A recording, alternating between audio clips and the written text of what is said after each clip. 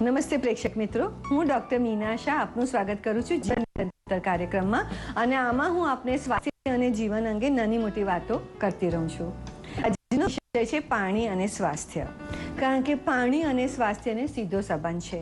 પાણી આપણા શરીરનું બીજું અગત્યનું પોષક તત્વ છે. સૌથી પહેલું છે ઓક્સિજન અને બીજો નંબર આવે છે પાણી. આપણું શરીર લગભગ 50 થી 70% પાણીનું બનેલું છે. જો આપણે વાત કરીએ તો આપણા હાડકામાં 20% પાણી હોય છે, આપણા સ્નાયુઓ 70% પાણી હોય છે અને આપણા મગજમાં 90% પાણી હોય છે. તો તમે સમજી શકો છો કે પાણીની કેટલી અગત્યતા છે. કોઈ પણ વ્યક્તિ જ્યારે પૂરતા પ્રમાણમાં પાણી નથી મળતું તો તેના શરીરમાં ઘણા બધા બદલાવ આવે છે. સૌથી પહેલાં તો જ્યારે પાણી પૂરું નથી મળતું ને મેં તમને હમણાં જ કહ્યું કે બ્રેઇનમાં 90% પાણી છે, તો સીધું જ આ મગજની અને આપણા મૂડને અસર થાય છે. થાક વધારે લાગે છે, થોડું આપણું ફોકસ ઓછું થઈ જાય છે, એટલે આપણું જે કાર્યક્ષમતા હોય તેના ઉપર સીધી અસર થાય છે. અને જો એ જ વસ્તુ આપણે પાણી પૂરતું પી લઈએ તો તરત જ થાકમાંથી આરામ પણ મળી શકે છે. જ્યારે આપણે પૂરતું પાણી નથી પીતા તો આપણને કબજિયાત, એસિડિટી જેવી તકલીફો પણ વધે છે. પાણીના હિસાબે જ આપણા શરીરમાં ઓક્સિજન અને ન્યુટ્રિશન શરીરના બધા જ કોષો સુધી પહોંચે છે અને તે પોતાનું કાર્ય કરી શકે છે. એટલે પાણીના હિસાબે જ આપણી ડાયજેસ્ટિવ સિસ્ટમ સારું કામ કરી શકે છે.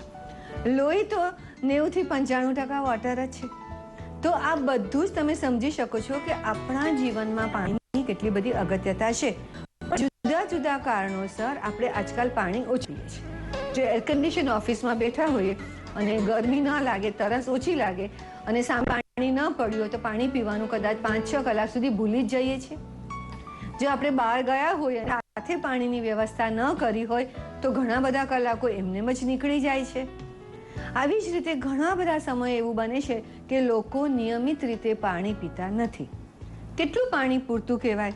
તો આપણા ગુજરાત જેવા ગરમ પ્રદેશમાં ઓછામાં ઓછા 10 થી 12 ગ્લાસ, અને ઉનાળો હોય તો એમાં 2-4 ગ્લાસનો ઉમેરો પણ કરવો પડે કે તમે કેટલા ઇન્ડોર છો કે કેટલા તમે બહાર છો અને કેટલો તડકો તમે કેટલા તડકામાં ફરો છો. તો પાણીનું પ્રમાણ પીવામાં વધારો, કારણ કે ઘણીવાર ભૂલી જતા હો. જો તમે ભૂલી જતા હો તો 20 દિવસ સુધી, 21 દિવસ સુધી કોન્શિયસ એફર્ટ કરીને યાદ રાખીને પાણી પીવું, કે દર કલાકે પીવું, કે સાથે પાણીની બોટલ રાખી હોય તો નક્કી કરો કે દિવસમાં આ બોટલનું 2 બોટલ જેટલું પાણી પી જ જઈશ. કારણ કે જ્યારે તમે પાણી નિયમિત રીતે પીવો તો કિડની પોતાનું કામ સરસ રીતે કરી શકે છે, નહીં તો તમારું યુરિન કોન્સન્ટ્રેટેડ થશે. તો પાણી, હવે ઘણા લોકોને એ સવાલ હોય છે કે પાણી જમતા પહેલાં પીવું કે જમતા પછી પીવું? તો મારી સલાહ છે કે જમતા પહેલાં પી શકાય છે. તમે જમતા પહેલાં 2 ગ્લાસ જેટલું પાણી પીવો 15-20 મિનિટ પહેલાં, તો તમને પાચન શક્તિને ડિસ્ટર્બ નહીં થાય. અને કદાચ તરસ લાગ્યું અને તમે ખાવાના હો તો કટું ખાશો નહીં અને તમે જમવાનું ચાલુ કરશો તો તમારી સ્પીડ કંટ્રોલમાં રહેશે, જે તમારા વજન નિયંત્રણમાં રાખવામાં ચોક્કસ જ મદદ કરશે. જમ્યા પછી 1/4 કલાક સુધી પાણી ના પીવો અને જમવાની સાથે પણ ન પીવો, કે ઓછામાં ઓછું એટલે કે અડધો ગ્લાસથી પણ ઓછું પીવો. તો તેનાથી શું થશે કે જે પાચક રસો જરે છે આપણે ખોરાક ખાવાનું ચાલુ કરીએ ત્યારે એ ડાયલ્યુટ નહીં થઈ જશે અને ડાયજેશન સારું થશે. એવું કહેવામાં આવે છે કે સવારે ઉઠીને નૈણાકોટ જો 3-4 ગ્લાસ સુધી પાણી પીવામાં આવે તો તે આપણા શરીરની જે ક્લિન્ઝિંગ સિસ્ટમ છે, આંતરડાની સ્વચ્છતાનું જે કાર્ય છે તે વધારે સારી રીતે કરવામાં મદદ કરે છે. હવે બીજો સવાલ એ પણ આવે છે કે ઠંડુ પાણી પીવું કે નોર્મલ ટેમ્પરેચરનું પીવું?